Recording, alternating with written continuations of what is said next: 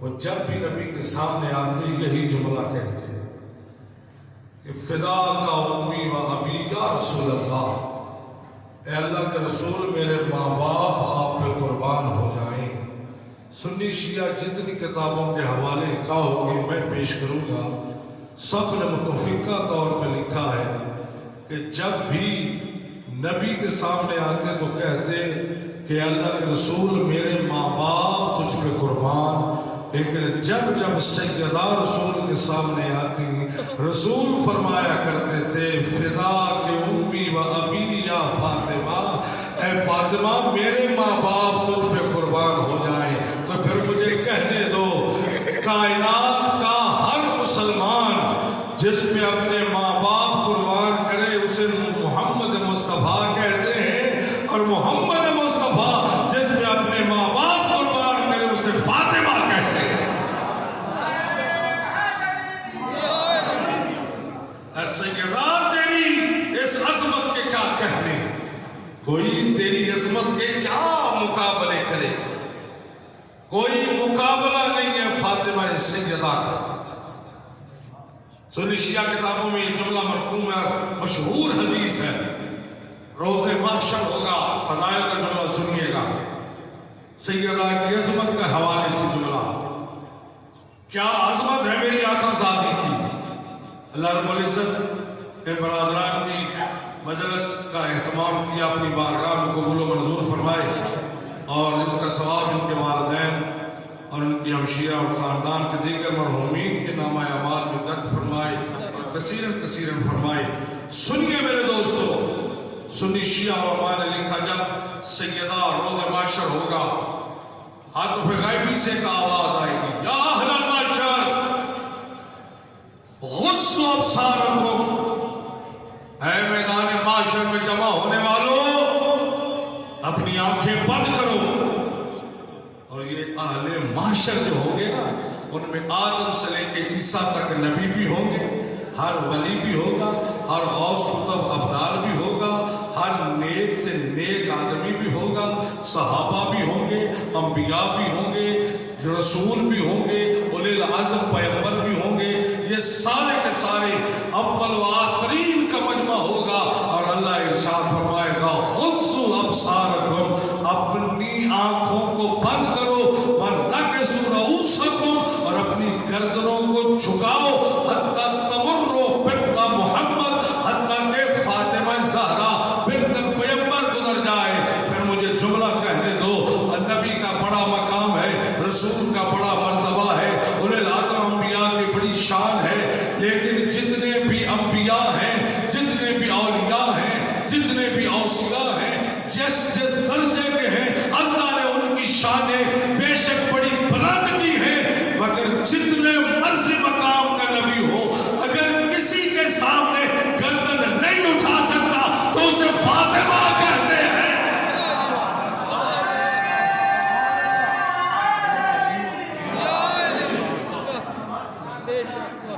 نبی جس کے سامنے آنکھیں کھول کر نہ دیکھ سکے، جس کے آگے گردنیں جھکائی جائے پورے عالم کی، اسے سیدہ فاطمہ کہتے ہیں۔ میرے عزیزوں، نوجوان بزرگوں، بس فضیلت کی حد تک آخری جملہ کہوں گا، اور یہ آج کی مجلس سے تھا نجم الحسن، ظہیر الحسن، کبیر الحسن، ضمیر عباس اور ظفر عباس صاحب نے اپنے والدین مرحومین اور ہمشیرہ محترمہ اور خاندان کے دیگر مرحومین کے لیے منعقد کی ہے۔ اللہ اس مجلس اعزاز کو اپنی بارگاہ میں لمحہ لمحہ قبول فرمائے، اور اس کا لمحے لمحے کا ثواب ان کے مرحومین کے نامہ اعمال میں درج فرمائے، اور ان بھائیوں کے رزق میں، عزت میں، وقت میں، معرفت اہل بیت میں روز بروز اضافہ فرمائے۔ جملہ سنیے گا، کون سیدہ؟ یہ اہل سنت کی 3 تفسیروں میں یہ جملے موجود ہیں جو میں بیان کر رہا ہوں، تفسیر زماشری، تفسیر بیضاوی اور تفسیر کثیر۔ ان میں یہ روایت موجود ہے، ہماری کتابوں میں تو ہے۔ سنیے گا جملہ، سرکار حضرت امام جعفر صادق علیہ السلام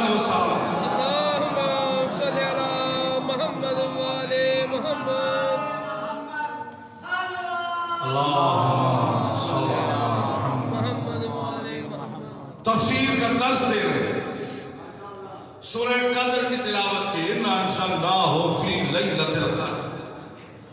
شاگرد نے سوال کیا فرزند رسول ما ہی لیلۃ القدر، یہ لیلۃ القدر ہے کیا؟ امام مسکرائے اور مسکرا کے فرمایا ہی جدتی فاطمہ. یہ لیلۃ القدر جو ہے یہ میری دادی سیدہ فاطمہ ہے. اس نے آگے بڑھ کے کہا اللہ قرآن میں فرماتا ہے وما ادراک ما لیلۃ القدر. یہ عظمت ہے قرآن کی. اس رات میں قرآن نازل ہوا، مگر اس رات کی عظمت یہ ہے کہ اس رات میں جو قرآن نازل ہو گیا اللہ فرماتا ہے وما ادراک ما لیلۃ القدر. تم کیا جانو یہ لیلۃ القدر کیا ہے؟ سوال آگے بڑھا اور ہم تک پہنچا تفسیروں کے حوالے سے. کہتا مولا میں پوچھنا یہ چاہتا ہوں یہ رات سمجھ میں کیوں نہیں آتی؟ یہاں جملہ امام نے روک کر کہا فرمایا جدتی فاطمہ، میری جد ہے یہ رات. فرمایا من ترک الفاطمہ فدرک لیلۃ القدر. جس نے میری دادی کی عظمت کو درک کر لیا اس نے شب قدر کو بھی پا لیا. آئے ہائے پڑھے لکھے لوگوں کے لیے جملہ عرض کر رہا ہوں کہ نہ یہ رات سمجھ میں آ سکتی ہے نہ یہ ذات سمجھ میں آ سکتی ہے. کہتا مولا کیوں؟ فرمایا اس لیے کہ اس رات میں قرآن نازل ہوا، اس لیے یہ رات سمجھ میں نہیں آ سکتی. آگے بڑھ کے سوال کرتا مولا یہ تو سمجھ میں آ گیا کہ اس رات میں قرآن نازل ہوا، اس لیے یہ رات سمجھ میں نہیں آتی، یہ ذات سیدہ کیوں سمجھ میں نہیں آتی؟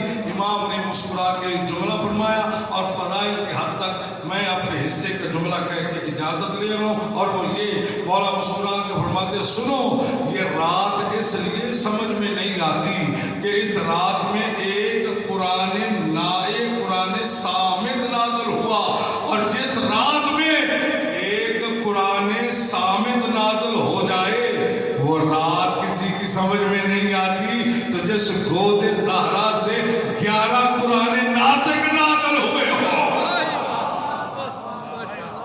وہ ذات سیدہ کب کسی کی سمجھ میں آ سکتی. میرے عزیزوں بس یہیں تک ایک ہی جملہ مصیبت کا. اگر میں اور آپ کسی کے سامنے قسم اٹھائے تو وہ کیوں اٹھاتے ہیں؟ اس لیے اگلے کو یقین دلانے کے لیے. کتنی غریب ہو گئی حسنین کی ماں. آپ رو پڑے ہو مقصد پورا ہو گیا. لفظ بدلو کتنی غریب ہو گئی مصطفیٰ کی اکلوتی بیٹی. دربار میں کھڑے ہو کے قسم کھا کے کہہ رہی ہے او دربار والوں اللہ کی قسم ہے میں جھوٹ نہیں بولتی. اگر یہ جملہ سوچو گے جتنا سوچو گے اتنا کریا کرو گے. اللہ لعنت اللہ علی القوم الظالمین. میں بار دیگر دعا کرنا آپ سے گزارش کروں گا کہ نجم الحسن، ظہیر الحسن، کبیر الحسن، ضمیر عباس اور ظفر عباس صاحب نے یہ مجلس اپنے والدین، ہمشیرہ اور خاندان کے مرحومین کے لیے برپا کیا. ان کے احسان ثواب کے لیے آپ سے گزارش ہے 1 دفعہ سورہ الحمد، 3 دفعہ سورہ توحید اپنے اپنے مرحومین کو بھی یاد رکھیں. جن کا کوئی پڑھنے والا ہے ان کو بھی شامل کرتے ہوئے تلاوت